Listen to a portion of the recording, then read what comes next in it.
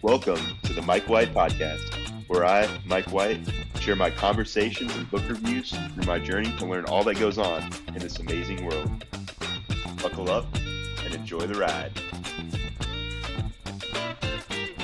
All right, welcome to the Mike White Podcast, episode 9.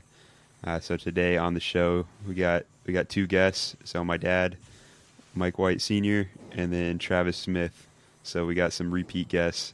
Thanks for coming on, guys. Yeah, thanks for having me. Yeah.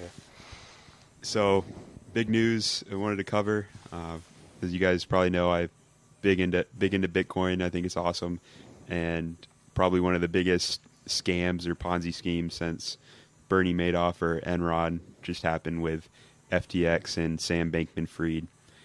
So, just want to put that in the light, make sure everyone knows what's going on there and how we think it affects Bitcoin and the industry moving forward. So what exactly happened? So this is all going down early November, about like November 8th is when they kind of failed. But initially this summer, crypto as a whole took a pretty large hit. Everyone was selling off, trying to get more liquidity, and that caused a lot of people that had too much leverage on their loans, not enough collateral, to fail. So we had exchanges such as Celsius and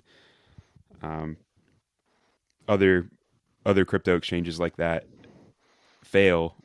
Luckily for BlockFi, or I don't know, luckily or not, but FTX kind of swooped in as the white knight and said, "Oh, we'll bail BlockFi out," and bailed some people out, kept some people afloat. But the whole Terra Luna failure probably amounted to, I think I heard like a $10 billion loss. I don't know if you guys heard anything more about Terra Luna. Yeah, from what I remember reading, it was a algorithmic attack of Luna, and it started at, I want to say it was like 2 billion is the number I remember reading, but yeah, that attack on Luna really started the collapse going from there. And a lot of it was the merge too that was going on, because a lot of companies had liquidity locked up while they were trying to prep for staking for the ETH merge, going from proof of stake to from proof of work to proof of stake. So a lot of companies, while they had their liquidity tied up, ran into these problems, and then it kind of started this contagion that's been spreading throughout the market. I never even realized that. That's a good point. I didn't think about how the ETH merge affected it, and then just the whole economy in general with the recession. It seems like crypto is one of the first things companies will sell if they're not totally bought in to get dollars in their accounts. Well, and it makes sense too. It's the most liquid asset, right? So if I had the option, I'd probably sell my most liquid assets first. Just like, for example, if you have a large real estate portfolio and you want to trim down your portfolio to deleverage some of your risk, because they're also leveraged in real estate investing, right? And so it takes, usually a month at the shortest to be able to sell real estate. So you could see the effects happen for real estate. Faster. Yeah. You know what I mean? So like if your assets are all real estate, it takes you a month to be able to sell at like the shortest time period possible. Yeah, exactly. Yeah. So it's like you sell your most liquid assets first to kind of hedge some of your risks. And that's one of the cool things about all these exchanges too, is they don't care about like the stock market Monday through Friday. You could trade 24 hours a day, 7 days a week, whenever you want. Yeah. So there's definitely some tension in the market after that.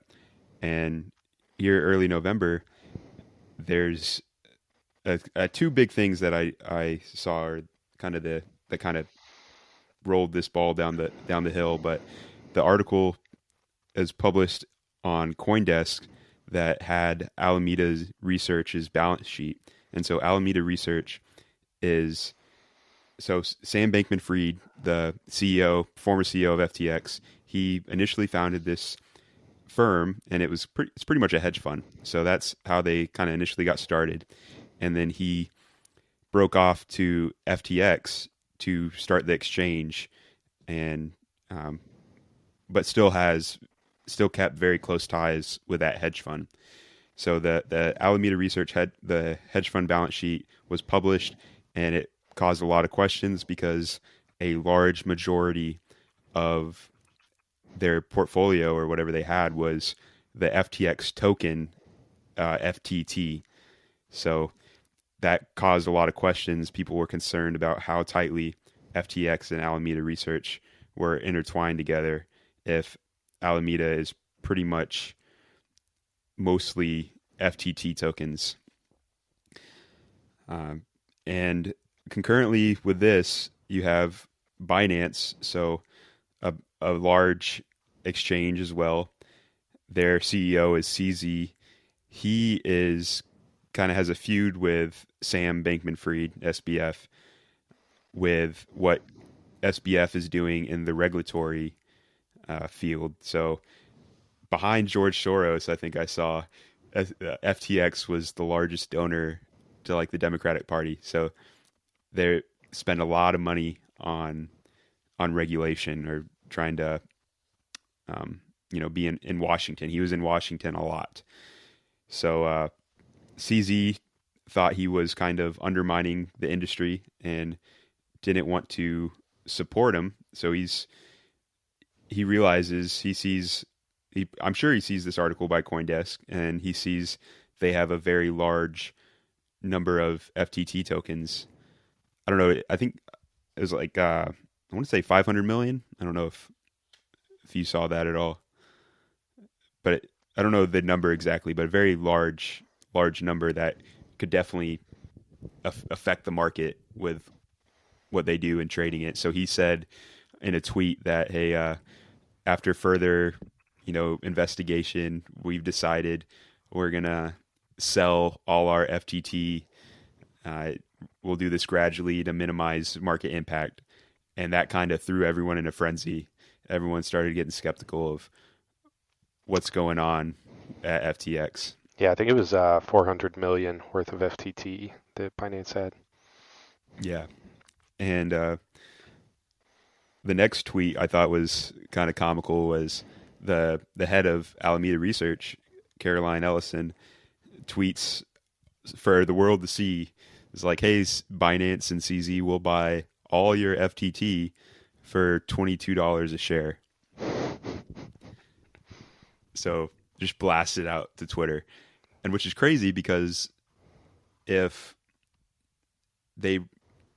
she really wanted to, well, if CZ wanted to get the most for his FTT, he could have just took that, right? Like, but I think they must have realized there was something shady going on, and he doesn't take her up on her offer, and the price of FTT just drops, and it hangs out at that 22 mark for a little bit, and then I think they realize that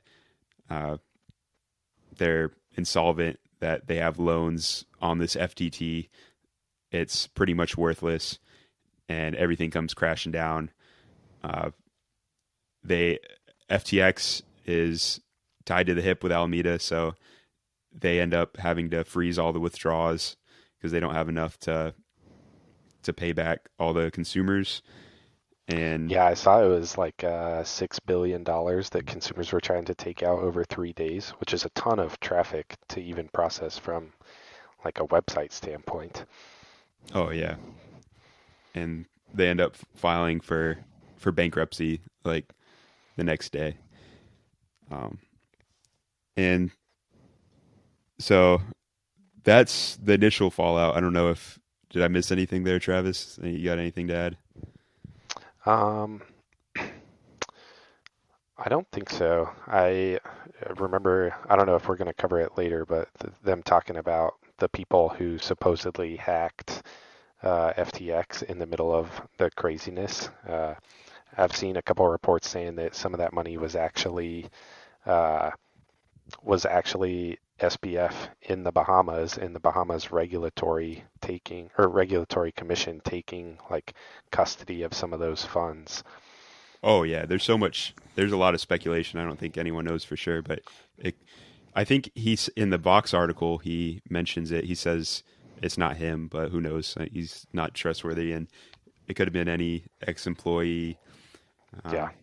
But yeah, that's a huge amount of money that really is really messed up too, because all the consumers, there's a ton of people that just got their savings wiped out or got a ton of money wiped out. And I mean, I guess if it wasn't stolen, that would have been a little more they would have had in the bankruptcy filings. But when it's that large a scale, 400 million is probably a drop in the bucket when you have that many people.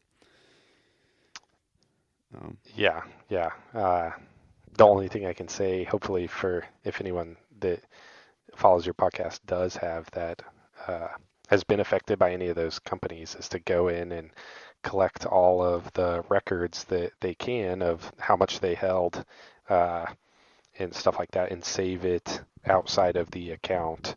So like, save what your holdings were through like screenshots or through like exporting your transaction history to Excel and things like that, so that you have the records if any money does come out of that, and you can use it to, file the loss on your taxes after the official bankruptcy finishes.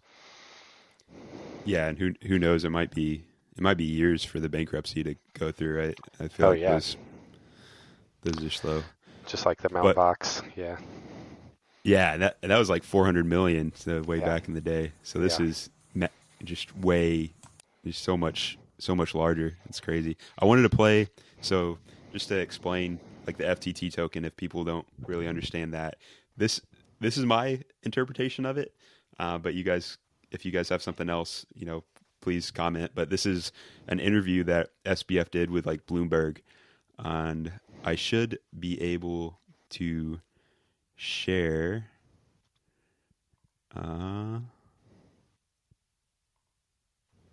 Let's see. Can you guys see that? Yep. Let's see if the audio. Yes, I can see it. Like, I don't know, maybe there will be. So that's sort of where you start. And now what happens? Well, X token has some market cap, right? It's probably not zero. Let's say it's, $20 million market cap. From like first principles, it should be zero, but okay. Sure. Okay. I completely reasonable comment. That's not quite true, but when you describe it in this totally cynical way, it sounds like it should be zero. But go on. Describe it this way: you might think, for instance, that in like 5 minutes with an internet connection, you could create such a box and such a token, and that it should reflect like, it should be worth like $180 or something market cap for like that, that effort that you put into it. In the world that we're in, if you do this, everyone's going to be like, ooh, box token. Maybe it's cool. If you buy a box token, that's going to appear on Twitter and it'll have a $20 million market. X tokens being given out each day. All these like sophisticated firms are like, that's interesting. Like if the total amount of money in the box is $100 million, then it's going to yield $16 million this year in X tokens being given out for it. That's a 16% return. That's pretty good. We'll put a little bit more in, right? And maybe that happens until they're $200 million in the box. So, sophisticated traders and or people on crypto Twitter or other sort of similar places go and put $200 million in the box collectively, and they start getting these X tokens for it, right? And now all of a sudden everyone's like, wow, people just decide to put $200 million in the box. This is a pretty cool box, right? Like this is a valuable box, as demonstrated by all the money that people have apparently decided should be in the box. And who are we to say that they're wrong about that? Like, this is, I mean, boxes can be great. Look, I love boxes as much as the next guy, right? And so what happens now, all of a sudden people are kind of recalibrating. It's like, well, $20 million, that's it? Like that market cap for this box, and it's been like 48 hours and it already has $200 million, including from like sophisticated players. I think of myself as like a fairly cynical person, and that was so much more cynical than how I would have described farming. Like you're just like, well, I'm in the Ponzi business and it's pretty good. Did any of this require any sort of like economic case? It's just like, other people put money in the box, and so I'm going to too, and then it's more valuable, so I'm going to put more money in. And at no point in the cycle did it seem to like describe any sort of like economic purpose. And it is sort of like real monetizable stuff in some senses. And, you know, at some point, like if the world never decides that we're wrong about this in like a coordinated way, right? Like you're kind of the guy calling bullshit saying, no, this thing's actually worthless. But in what sense are you right? You could see something get market cap in the way that, I don't know, Dogecoin or Shibcoin have, right? Where people are just kind of like, haha, and then they buy it. And if you're like, that's dumb, it has no cash flow, I'm going to short sell it, you lose all your money. All right. Did you guys hear that all right? I know it's a little late. Yeah, loud and clear. I had never seen that. Man. Yeah, so I play that because that's my interpretation of FTT. And what's the worst part about this FTT debacle is because of Alameda had such a tight knit, they're pretty much being run by the same person. They were doing like backdoor deals to pump up the cost of, or the price of FTT, and then with the price getting pumped up, they could use the FTT to get loans from other people. So they pretty much, you know, they made, I think Lynn Alden had a tweet where they made their own clown money, pumped up the price, and then convinced other people to give them loans based on that clown money. And that's my understanding of how they got to be so large. But yeah, the crazy part that I've been thinking about recently is it's not like that dissimilar from stocks. So like, you know, the same thing happens with any public company. They can go do, well, maybe not public, but private, and, you know, sometimes in public cases until they're found out, but you can, you know, do the same thing. You lie about your balance sheets and your cash flow numbers. And if no one's doing the due diligence because they're being lazy investors, you know, you get bit by this stuff. And that same, a very similar thing happened in the 2000 .com bubble. I don't know if you've listened to any of the history on some of that. Like pets.com, for example, is like the big thing sticks out. Like everyone thought pets.com was, you know, this huge thing, and they were just blowing all of their money on like advertising instead of actually producing a usable product with a customer base. And, you know, the house of cards came crashing down as soon as the Fed started tightening rates in the 2000s, because, you know, now all of a sudden the liquidity is dried up and you don't have these large venture capitals looking, or just investors in general looking for places to stash money that's going to earn return while money is, you know, basically free. You can be, I don't know, I think people get a little reckless with some of that money when the cost to borrow is so cheap. No doubt. And that's one of the benefits of a fixed money supply is people value it so much more. And what's even worse about this FTT thing, and they were doing the same thing, you know, they had Tom Brady in their pocket, or as an advertiser. I think, you know, they had Super Bowl commercials. MLB was sponsored by them. They had a stadium. So everyone thought, oh, these guys are legit. And no one was checking their accounting. They just trusted them, which they didn't even, I saw on one of the YouTube videos I was watching, they didn't even have an accounting staff. It was his brother, and they rented out the 7th floor of their building, and it was completely empty. And that's pretty gross negligence on for like Sequoia Capital was one of their people that gave them money, and that's a huge firm. Yeah. And the fact that they gave them so much money without doing their due diligence is pretty bad. Yeah. And that just kind of led. There's another thing in the dominoes where it's like, oh, if Sequoia gave them money, it must be good. Yeah, exactly. They almost get brand recognition from other people investing in them. Yeah. I heard this morning that Sequoia did not even do their due diligence. Maybe it's possible that was intentional because they could see this happening in the future and they didn't want to show that they either look bad by doing their due diligence, or they look bad either way. But this way, at least they can say, well, we didn't check them at all. if they check them, that's worse. That's the ignorance is bliss type thing. Whatever. That's even worse. Yeah. I don't. But that's like in the Navy. I know we always, and you hear it everywhere. In the Navy they say trust but verify, and then all the Bitcoiners say don't trust, verify. And I know Pierre Richard. He's out here in Austin. He's got an accounting degree, I think, from UT, and I don't necessarily understand all the technical details, but he says Bitcoin is the only coin that you can audit every single transaction. All these other coins, you kind of have to have a little trust in there. Well, yeah, and on the technical side, that is exactly what running your own node is doing, is verifying each transaction on the blockchain each time the block posts. And that's why the transaction size is limited to, I forget how many megabytes it is, but it's so that common people are able to verify the blockchain without the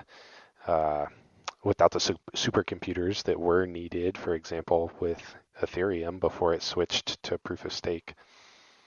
I never heard that. That's good to know. Yeah, that's the biggest limitation to why the block sizes are limited, is to keep those transaction sizes low enough in the megabytes range so that you can verify it with a node. And that's one thing with Bitcoin. You do kind of trust a little bit if you don't run your own node. You're trusting the people that do run the nodes, that they have up-to-date software, that all that is being run well. But I don't think inherently every single person needs to run their own node. I don't know. Have you thought about the balance between that, or what's the best way to do it? Yeah, I think so. This is a difficult question to answer. Obviously, I would like to run my own node, but the technical skill to do it is a little bit higher than what I've for the time that I've invested into Bitcoin. And the cost. Yeah, exactly. I think it was like $20 some a month or something like that. So it adds up quick to be running your own node. And I don't run my own exchange for trading coins, so it's kind of along the same lines. That's one thing that I don't think gets enough attention, is the centralization of exchanges. And so, sure, nodes and miners, we push for decentralization, but if there's no off-ramp from the currency, and if I can't use it to buy actual goods at some point, that's just another form of attack vector, I guess, if you think about it from a cybersecurity standpoint. If everything has to flow through the exchanges, then all of a sudden you can come through and regulate the exchanges and stop a lot of that traffic. Yeah, and if just trying to buy Bitcoin not through an exchange is near impossible. I only know a few ways, and I've heard of Strike. I'm pretty sure you buy it directly. Mm-hmm. Cash App, I'm not sure. I don't know if you know. I know you can buy from Cash App, and I'm pretty sure you own it once. It's like the software kind of wallet. Yep. And then Unchained Capital just released their ability, but then you have to. The minimum's like 2,000, so they're still in their still early stages before it's kind of they have any sort of dollar cost averaging thing. So really, the exchanges are one of the best ways or easiest ways to do it, and that's what makes this FTX thing even worse. Is just how many people are getting screwed out of their money because of it.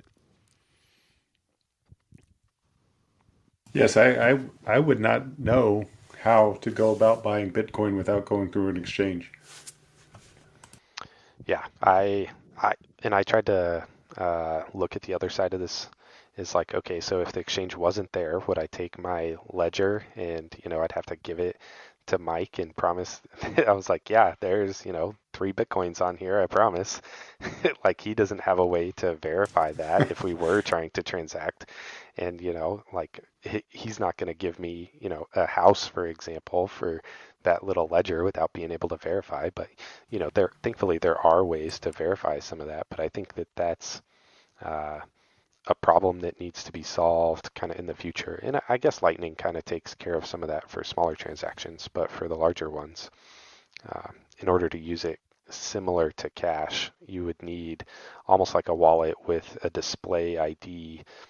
But I don't know how to like gain trust for that display ID to like prove that that is the amount held in the hard wallet. So because you also don't want to, you kind of want privacy, and that you don't want the person knowing your account balance. Yeah. Well, I think you can check people's account balance with their public key, and that's part of the public key part. That's how they do a lot of the blockchain analysis to find out, so you can see what the address owns, like how many Bitcoin have been sent to that address by tracing back the transactions on the blockchain, but you can't see who owns that address per se. But then once you meet the person and you're doing that transaction, now you can put the name to the address. Yeah. And I also don't understand why they say it's easier to hack if you know the balance. I guess if you know the balance, then you know the person. So if you wanted to target a specific person, is that why they say it's not good for people to know your balance? I haven't heard that, so I'm not familiar with any of that. Say that again, MJ. I saw a chart. It's like how hard it would be to actually hack and steal your Bitcoin. It's like the pretty much zero probability, but it's a little higher if they know your balance for some reason. Yeah, but it's zero probability if they don't have your keys, though. True. Yeah. Yeah. I mean I'm pretty much. I would say that I guarantee that nobody can steal my Bitcoin if they do not have my private keys. At least that's what I think. And that's the big takeaway from this. If you haven't heard, not your keys, not your coins. Just drill that in your head. Same with like stay humble, stack sats. If you're holding on exchange, all the exchanges out there, even Coinbase is probably the most trusted one right now. If they go under, you may never see your Bitcoin again. But if you have your keys, no one can take it from you. And one thing I found was it took me a while before I even learned of multisig. So if you have multisig, you are at the risk of, if you say you lose your hardware wallet, if you didn't have multisig, you'd be screwed. If you didn't know your seed phrase, Bitcoin would be gone forever. And that kind of scared me. But there's companies out there where if you have a large amount of Bitcoin, definitely like consider this, where you have 3 keys. So a company will hold one, and then you have 2. You put them in different locations. So say your house burns down, you still have your other key, and you could work with the company to recover that and get your Bitcoin back to safety. But you're never reliant. Like one mistake or one error would not cause you to lose your Bitcoin. Yeah, you won't end up like that guy that threw away his hardware wallet and he's searching the landfills in, I forget, I think it was like New York or something like that. Wow. He's got a bounty out if anyone can find his wallet, because he knows the password to it, but he doesn't have the hardware wallet. It's a bounty of like, I want to say it was like $8 million that he'd be willing to split with someone if they were able to find it in the landfill.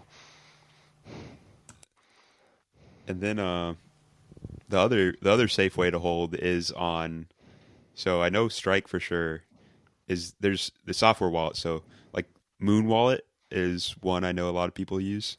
So those are software hard wallets. So inherently, it seems like they are a little less secure, but you still own what's in there. Like slightly less because there's no quote unquote air gap to prevent people from accessing their records.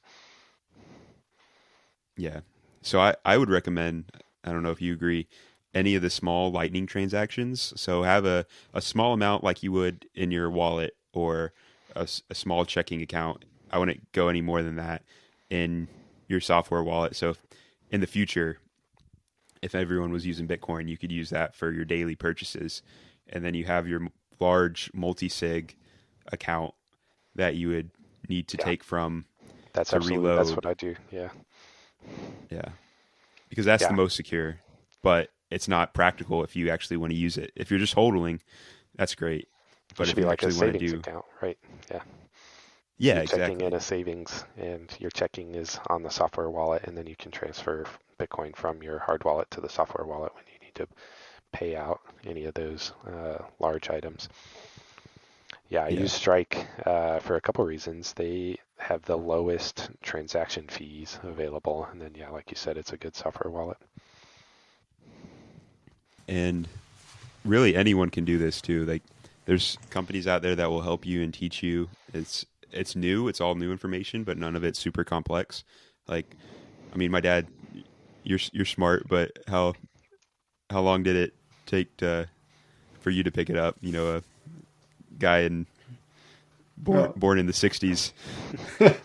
No, I feel comfortable with it. I was walked through it with the concierge service from Unchained, and they did a great job. But I was following along with them, and I think I went a little faster than the normal person just because I was familiar with it. But even a person that's new, I think they would walk through it, and it's just a matter of confidence. You start thinking about it and learning about how it works. I think you get a little more comfortable. I'm completely comfortable with how it works right now.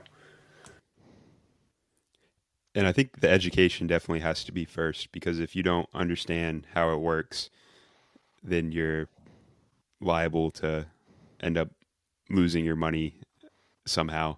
So you should, before getting into Bitcoin, like a large amount, definitely do your research and know how it works. And that's one of the things in the fiat system we have, which is so much trust is given to the banks and, you know, the government, but really no one has your best interest in mind. Only you do. So that's another reason. I often think of that with Michael Saylor and MicroStrategy is who knows the keys to their, do they have it all in one vault, or is it, is it all in one vault, or they have separate places they keep it? And is Michael Saylor the only one that knows the keys? The whole governance of that is pretty fascinating. I haven't learned about it, but it's got to be pretty complicated.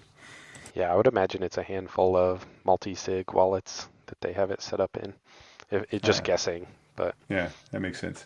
Like the board of directors have, a couple keys that each person has access to, or something like that. And each person could come up with their own plan depending on how secure they want it to be. Like, you can make multisig as many keys as you want. It doesn't have to be 2 or 3. It could be 10 of 11 or more, something crazy like that. So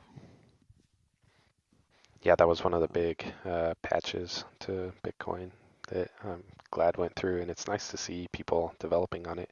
I was trying to think of what incentive people have to develop on it. There's because with Ethereum, there's an economic incentive to develop and try to make the platform or blockchain better per se. But with Bitcoin, it seems like a lot of people do it out of, I guess maybe their personal incentive, because they own Bitcoin and they want to see their Bitcoin stacks grow, or maybe it's just natural born problem solvers that see a problem and the reward is enough recognition for solving those problems.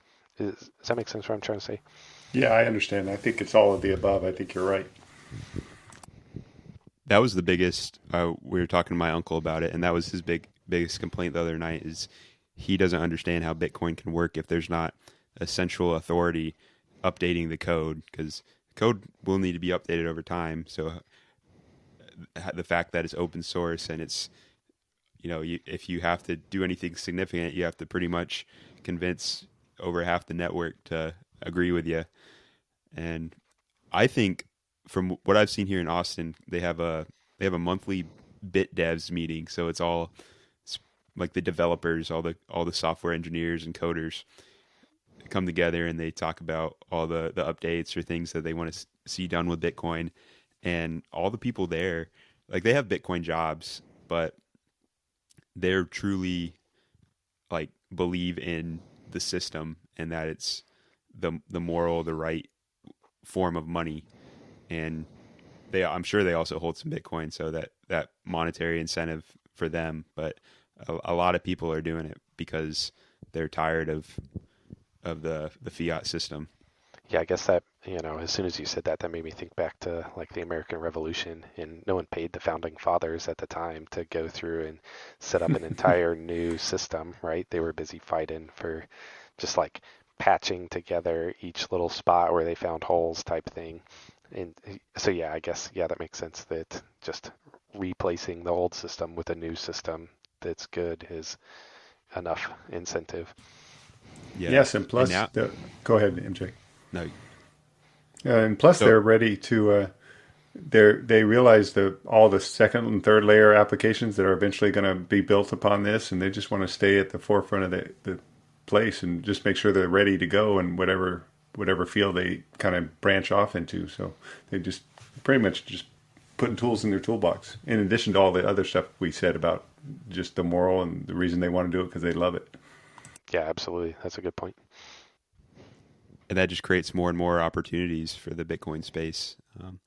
I know one of my favorite Twitter followers is Dylan LeClaire, and he's a journalist, but he pretty much decided, I'm going to go full tilt into Bitcoin. And I think this was before he even had a job with like Bitcoin Magazine. But because he was doing such good work on it, he's full-time just a Bitcoin reporter.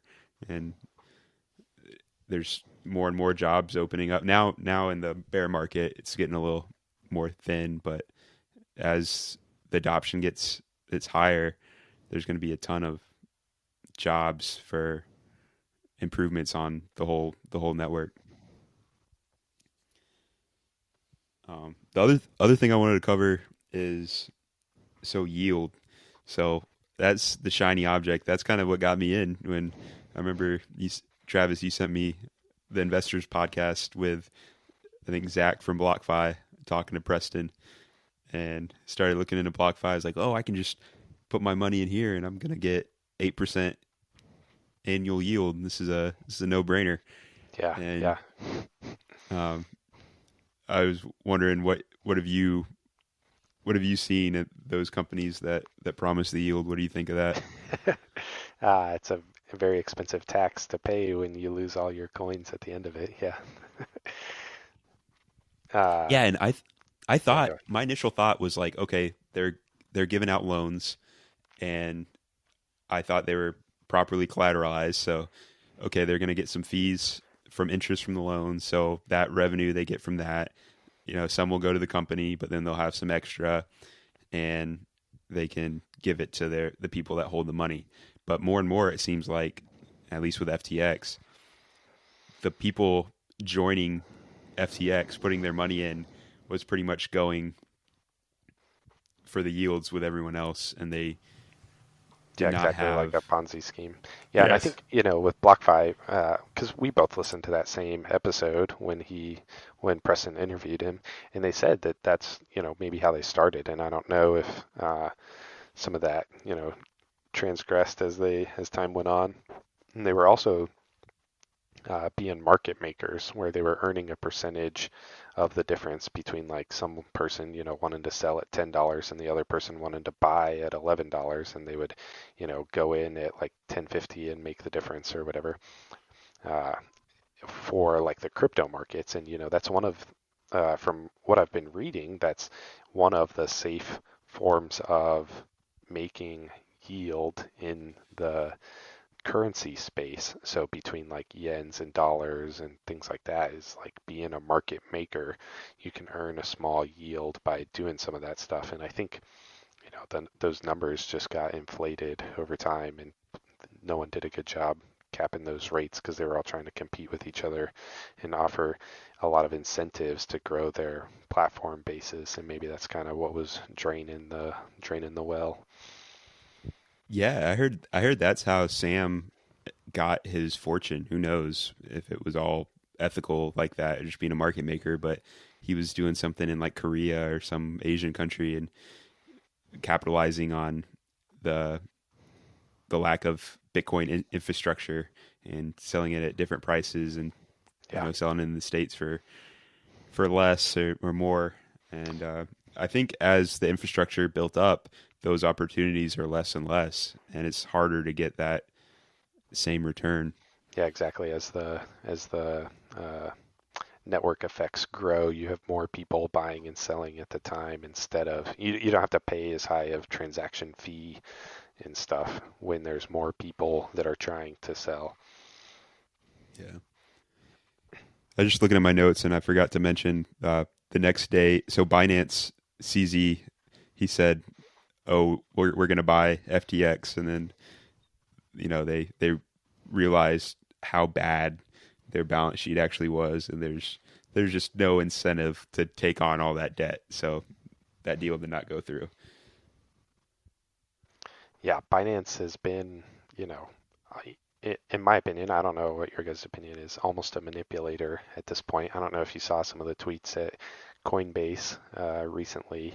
They are just, I don't know. Maybe, he is just a hardcore capitalist and he smells blood in the water and he's looking for any spots where he can create mischief, or I'm not sure what's going on, but. And Binance kind of, I don't trust them 100% because they have the same thing where they have their own coin. Yeah, Coinbase is the only one that did not issue their own coin, and they're also a publicly traded company where lots of people go through and review their finances every quarter when they release, whereas Binance doesn't publicly release their balance sheets. Yeah, and a lot of people just trusted SBF because of his rhetoric, and I think a lot of people fell for the effective altruism. Everyone thinks altruism is moral, where I think it's evil, but that's another topic. But I don't know if you saw. Did you see the Vox article? Yeah, I think I read through the Vox article that you sent me. I saw he was getting. I don't know why he did. His lawyer must have been going insane when he saw that he did this with this journalist. Yeah. Yeah, she spilled the beans, but he was saying like each individual decision seemed fine, and I didn't realize how big their sum was at the end, and it showed me like once you start compromising your principles, and he's just a total pragmatist and had no ethics.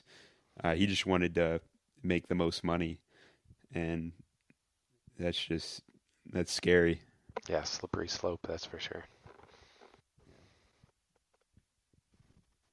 All right, so I guess my big takeaways are not your keys, not your coins.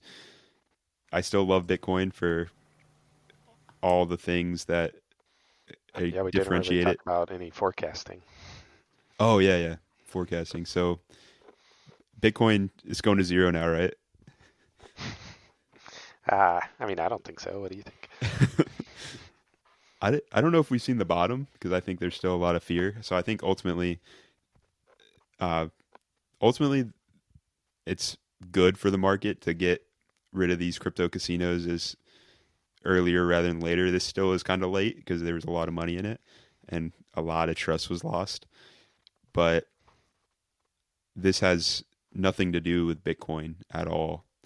So that gives me more confidence. Yeah, I've been seeing grumbles in the news that Grayscale Bitcoin Trust is the next one to go, or that Crypto.com is the next one to go. Some of those I heard things, Genesis. Yeah, Genesis as well. Genesis might cause the Grayscale Bitcoin Trust to go down, which would be really unfortunate because that was, they were lobbying the hardest to get a spot ETF approved. Right. But there really is no other better way to invest in Bitcoin than buying Bitcoin itself. Maybe MicroStrategy if you want to stay in stocks and if you're not super comfortable with messing with the keys. Well, yeah, and MicroStrategy still has, a positive cash flowing business each month on top of owning some exposure to Bitcoin. So I personally think that's an okay method if you're not looking for just like for the people who are handcuffed without the regulatory approval. That's a good way to get into some Bitcoin. Yeah, and I just hope that this event maybe makes people look into crypto, and or the people that were in crypto and all the shit coins to truly realize the difference between a centralized token and the truly decentralized token that Bitcoin is, and the value it provides. Yeah, like I referenced earlier, I think this is definitely the dot-com bubble burst per se for crypto, except I thought a lot of the coin-based projects would go under before some of the exchanges went under, and that was just my thought process. Just because with all the liquidity drying up, all those coins that were, basically buying back their own tokens to provide like artificial inflation of their price, it would run out of, debt to be able to fuel some of that growth. Yeah. You know what I mean? And so I thought those would be the first ones to go, but it turns out they were able to, cut some of their burn rates and survive a little bit longer. But it definitely, out of this, we're going to get the next, in my opinion, some of the next like Amazons and Googles that will come out of it, and we'll see that Bitcoin is one of those, and maybe Coinbase is another one of those that'll really lead the transition. So, what are your thoughts on Ethereum? I haven't researched Ethereum as much now that they've switched to the merge, or well, now that the merge has finished or whatever. I do know a couple things that worry me that kind of keep me from diving too far into Ethereum, is that all those people that have staked their coins have no way of unstaking them. And so it's like, how do you have a system that is supposed to work? So like the overview, like the 10,000 foot picture of that is that people stake their Ethereum, and that is supposed to take place of the miners, and the people with Ethereum staked validate the blocks that are posted by Ethereum, and those Ethereum transactions get validated by the people with, and I think it's like 10 or 20 ETH that you have to have. So it's not an insignificant amount of money. It's like now with Ethereum down at like 1,000, it's like 10 to 20,000 that you have to have in order to be a staking pool, and then all those staking pools get together to decide the next transaction and verify that it's legitimate. And so they have no way of taking their money out if they wanted to, and it's just like that process sounds like it's just looking for like what's it called when you like invent a new technology, but you're like a solution looking for a problem. It doesn't seem like Ethereum has found its solution. Whereas Bitcoin, it's like pretty obvious, like, hey, this is a store of value that you're able to, transfer across time and space very easily. It's infinitely divisible. It doesn't corrode, and people can't take it from you, so the property rights are increased, and it's way easier to move around when compared to like gold, and with the lightning layer added on top of it, now smaller transactions make more sense, so it almost becomes a good form of currency. Whereas Ethereum, it's just kind of the opposite. It's like the solution looking for a problem type thing. Yeah, and that worries me, because I think Ethereum is eventually, people are going to realize like the how dangerous it is to be centralized like that, not be able to, like you said, you can't unstake, is that the proper term, or withdraw? Yeah, I'm not sure what it is, but yeah, basically. Yeah, and so sure, you're earning 10% on staking, and that's like your reward, but you can't use it for anything. So it's like, well, and the rules can change. The rules can change at the whim of the group of the few people that are running it. Oh, absolutely. And with the rules changing, like I feel like you are almost more susceptible to a 51% attack. So and the reason why I think that is like, sure, you still have to convince a large number of people to, you know, change over that one block and say that it's wrong, or, you know, you get lucky and a couple people identify the wrong block at the same time. And that's the part that I haven't looked into enough is, do you only need, you know, like 45% and then you put up a wrong block and then a couple people can't tell what the difference is, and then you can get that extra 5%. And then once you know, put up the wrong block, all the people that voted for the wrong block are now considered upholding the blockchain, and the people who weren't upholding the blockchain are eligible to get slashed. So what slashing is anytime you're doing like nefarious activity, like trying to vote for the wrong blocks or whatever, your stack that you have staked is at risk of being slashed down to zero. So they basically burn all the coins associated with those bad actors. And so if you get, you know, 40% of people or 45% of people plus 5% that get the transaction wrong, and then you have all the correct or all the people doing good work get slashed to zero, now all of a sudden you've basically forked off into a whole new direction and caused a whole bunch of havoc. So I'm not 100% sure that it could happen that way, but it sounds to me like they're at risk of something like that. So it's just like crazy. Yeah, that's insane. And so I think there's definitely a probability that Ethereum crashes and burns, and that would be a huge event in the market, and it probably would, I think, short term take down Bitcoin a little bit with the fear, but again, long term, hopefully people realize Bitcoin is the true solution. But that, and then just a general crash in the economies in general, I could see a world where Bitcoin just eats Ethereum's market cap. Like Ethereum doesn't necessarily crash, but like people slowly transition off of it. Kind of like when Bitcoin had its first fork from Bitcoin to Bitcoin Cash, and Bitcoin Cash eventually, you know, lost its market share compared to Bitcoin and dropped down. I could see Ethereum kind of losing its steam when you compare the two charts to each other.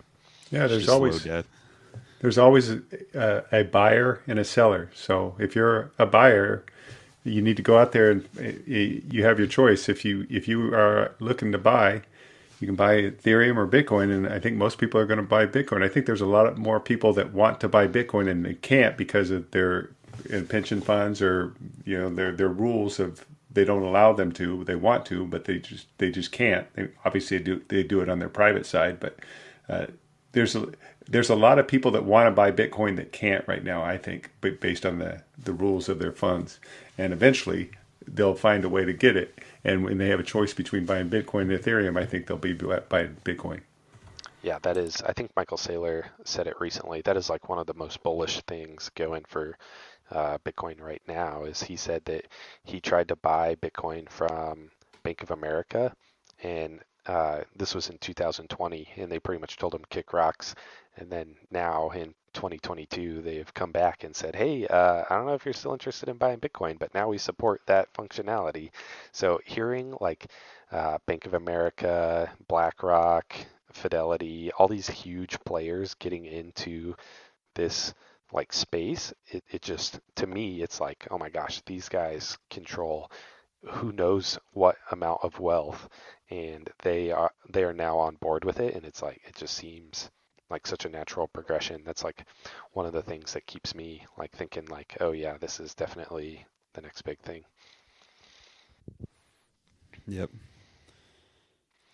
All right, guys. Any last thoughts, takeaways? None for me. Thank you for having me.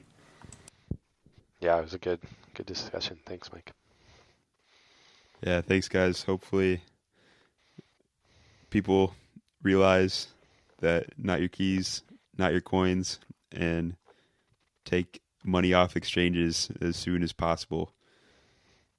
And thank you guys for coming on and being a part of the Mike White Podcast, episode 9. Thank you for listening to the Mike White Podcast. Be sure to follow us on Instagram and TikTok at Mike White Pod, and subscribe to the YouTube channel. Y'all have a great day.